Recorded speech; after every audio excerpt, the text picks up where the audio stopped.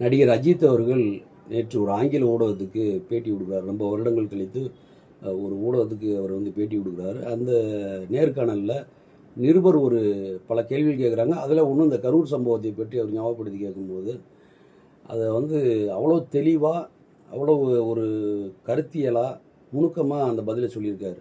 ஆனால் அதை தவறாக வந்து இங்கே சித்தரித்து நிறைய விஜய் ரசிகர்கள்லாம் என்னமோ விஜய் செய்த செயலையும் அப்புறம் வந்து அவங்க கட்சிக்கும் ஆதரவு தெரிவித்து அவர் ஏதோ சொன்னது மாதிரி இவங்க ஒட்டியும் வெட்டியும் முகநூல்லையும் மற்ற சமூக வலைதளங்களையும் போட்டுக்கிட்டு அது தவறு. அவர் சொன்னது அந்த கரூர் சம்பவத்தை பற்றி நிருபர் கேட்ட கேள்விக்கு அவர் அழகாக என்ன சொல்கிறார் அப்படின்னா, சமீப காலமாக வந்து அதீத கூட்டத்தை கூட்டி பிறருக்கு தன்னை பறைசாற்ற வேண்டும் என்கின்ற ஒரு நிலை இருக்குது.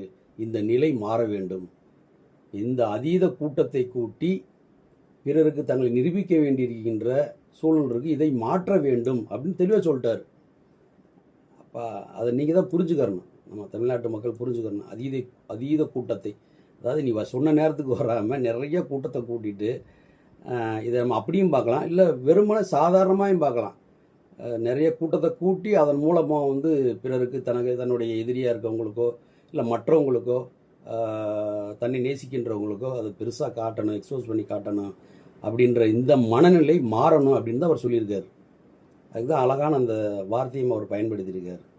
அதோடு சேர்த்து இன்னொன்றையும் சொல்லியிருக்கார்.